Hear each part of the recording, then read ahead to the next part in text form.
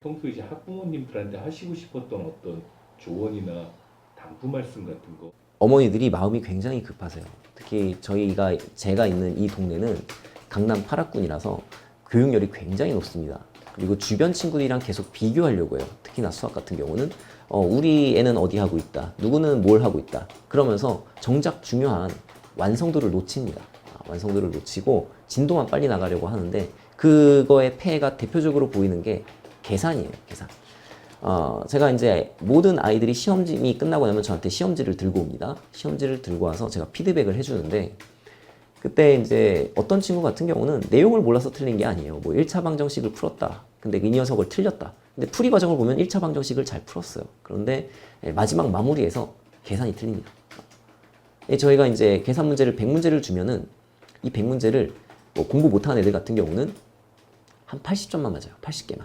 20개 틀립니다. 그래 놓고서는 문제의식을 못 느껴요. 80개나 맞췄으면 되는 거 아닌가요? 이러고 있는데, 항상 강조합니다. 계산 문제는 100문제를 주면 100문제를 다 맞아야 된다. 한 문제라도 틀리면 이건 고장난 계산기니까 갖다 버려야 돼. 제가 이렇게 얘기합니다. 왜냐면은 저희 수학은 초등학교 때 배우는 덧셈, 뺄셈, 곱셈, 나눗셈부터 시작을 해서 중학교 때 유리수 계산, 소수 계산, 무리수 계산, 고등학교 올라오게 되면 복소수 계산, 지수 계산, 로우 계산, 삼각함수 계산, 미분법, 적분법 계산, 전부 다 계산이에요. 근데 이런 기초적인 계산이 흔들리게 되면은 뭐 아무리 생각하는 과목이다, 이해력과 추론력을 요구하는 문제들을 잘 풀어야 된다 얘기를 하지만, 계산이 무너지면은 아무 의미가 없습니다.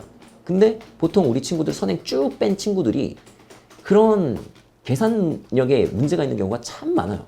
뭐냐면 어릴 때, 초등학교 때 이런 계산력을 굉장히 열심히 연습을 해서 훈련을 해놨어야 되는데, 저희 초등학교 어머니들이 마음이 급합니다. 초등학교 때 이 정도 이제 계산 배웠으면 빨리빨리 진도 나가야지, 중학교 거 해야지, 고등학교 거 해야지. 뭐 제가 듣기로 대치동에 초등학교 3학년 애들 가지고 미적분 수업을 한다는 학원도 제가 들었어요. 어떤 학부모님한테요. 그러면은 제가 이럽니다. 장사 잘하네요, 그 학원. 이렇게. 그 아이가 뭘 할까? 아는 거 없습니다.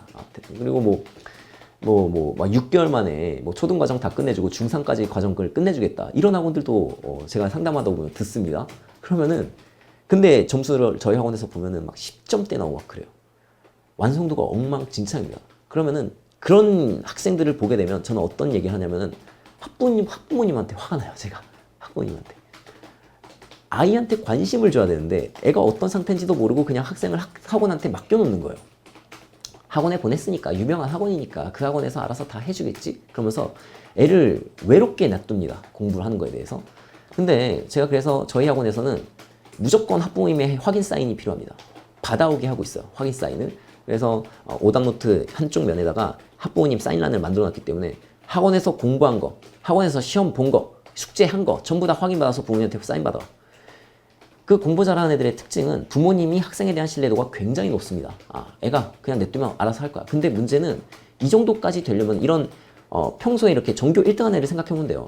전교 1등하는 애들을 생각을 해보면은 그 친구는 학부모님한테 관심도 많이 받고 있고, 선생님한테도 관심을 많이 받고 있고, 친구들한테도 관심을 많이 받고 있고, 자기가 쌓아온 그 성적도 있기 때문에 누가 말하지 않아도 밤 10시간 넘게 공부를 합니다. 그런데 그렇지 않은 친구들, 그 정도 전교권에서 놀지 않는 친구들은 관심을 못 받아요. 예를 들어 뭐 20, 30점짜리 애가 정말 열심히 공부해서 40점, 50점을 만들어도 학부모님들이 이 친구가 공부한 거에 대해서 관심이 없으면은 점수만 봅니다. 점수만. 점수만 보면서 너 40점이야? 너 점수 안 나는데 너 공부하는 거야? 학원 옮겨야 되는 거 아니야? 이런 말씀을 하세요.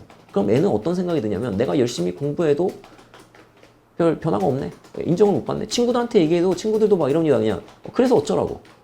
전교권 친구가 아니면 애들 반응이 이래요. 네가 10점이 올라도 뭐 50점인데 그거 어쩌라고. 이렇게 얘기하면은 애들은 내가 공부를 하나 안 하나? 똑같네, 이런 생각이 들면서 공부하고 싶은 마음이 안 듭니다. 이럴 때일수록, 공부가 좀 어렵고 힘든 친구일수록 관심이 굉장히 중요합니다. 그래서 저희 학원 같은 경우는 시험을 통과를 하면 그 친구가 비록 고등학생이 초등학교를 한다 할지라도 박수 쳐주고 사탕을 주고 계속 응원해준다. 긍정적인 에너지를 계속 주고, 학부모님들한테도 제가 그걸 굉장히 강조합니다. 아이가 열심히 하면은 보상을 받아야 된다. 그러려면은 부모님께서 그 과정을 아셔야 된다. 그리고 칭찬을 많이 해주셔라.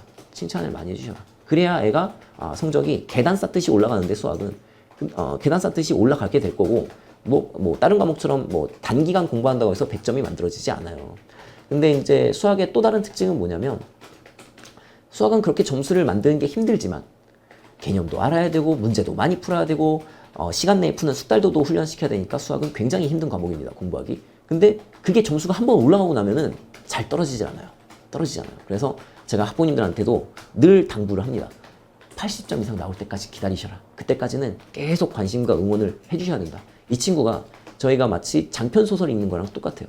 삼국지, 해리포터, 뭐 반지의 제왕 이런 책을 이 엄청난 두꺼운 책을 얘한테 갑자기 읽으라고 주는 겁니다. 그러면은 이 아이 입장에서는 숨이 막혀요. 아, 내가 이거 언제 다 읽지? 못 읽겠어. 이런 생각이 드는데 그때 부모님께서 한 1장만이라도 한 10페이지만이라도 같이 좀 읽어주시고 하면은 이 친구가 이제 등장인물들도 알게 되고 배경도 알게 되고 하게 되면 이제 본인 스스로 파고들기 시작합니다. 유비, 관우, 장비가 어땠다, 적벽대전이 어땠다, 뭐 호그와트가 어땠다, 마법들 다 외우고 자기가 파고들기 시작해요. 그럼 그때까지는 학원에서는 계속 관심을 주겠지만 학부모님들도 계속 관심을 줘야 됩니다. 이 역할을 할 수 있는 사람이 전 우주에 엄마 아빠밖에 없어요. 누구도 우리 아이한테 관심이 없습니다. 학원 선생님도 마찬가지고. 그래서 어머니 아버님이 정확하게 우리 아이의 상태를 아셔야 되고 관심을 주셔야 되고 애가 어느 정도 자리가 잡을 때까지는 꾸준히 학생 공부한 거에 시선을 두셔야 된다. 그래서 저희 학원에서는 우리 친구들이 학부모님들한테 보여주도록 학원에서 100점 맞았으면 엄마한테 보여줘. 공부 잘하는 애들의 특징입니다. 자기가 공부한 걸 오픈을 해요. 근데 공부 못하는 애들은 숨겨요. 공부 안 했으니까.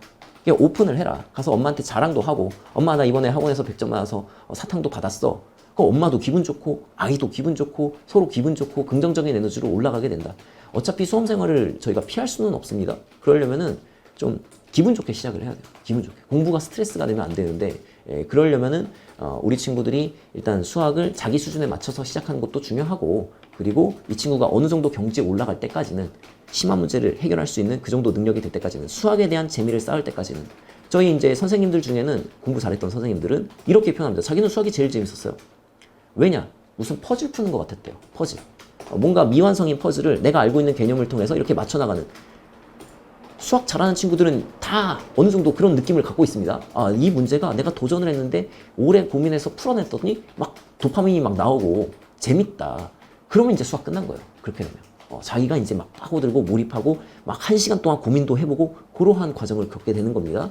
그래서 제가 우리 친구들한테 구술평가를 보는 이유 중에 또 다른 하나가 보통은 이제 공부 잘하는 애들은 그 한 문제 가지고 막 샤워할 때도 생각나고 밥 먹을 때도 생각나고 막 이렇게 고민을 하면서 그 문제를 해결하려고 노력을 하다 보니까 머리가 이제 좋아지는 경우도 있는데 공부 안 하는 애들은 그런 생각을 못 해요. 그러니까 저희가 아예 시스템적으로 생각하는 힘을 길러주자 이겁니다. 그래서 구술평가를 볼 거니까 네가 틀렸던 문제를 어떻게 설명할지 생각하고 와 이렇게 저희 아이들한테 얘기를 해주면 그 친구들이 학원에 오기 전에 한 번이라도 그 오답노트에 썼던 거를 한 번이라도 더 살펴보고 올 겁니다. 그럼 그 자체만으로도 우리 아이들한테는 도움이 된다 이거야. 생각하는 힘을 기르는 데 있어서. 그래서 이러한 저희 학원에서 어떻게든 학생들의 잠재 능력을 키워주기 위해서 노력을 하고 있고 학부모님들께서도 학생들한테 이런 잠재 능력이 죽지 않도록 관심과 이런 사랑으로 관심을 주셨으면 좋겠다. 이렇게 당부의 말씀을 드립니다.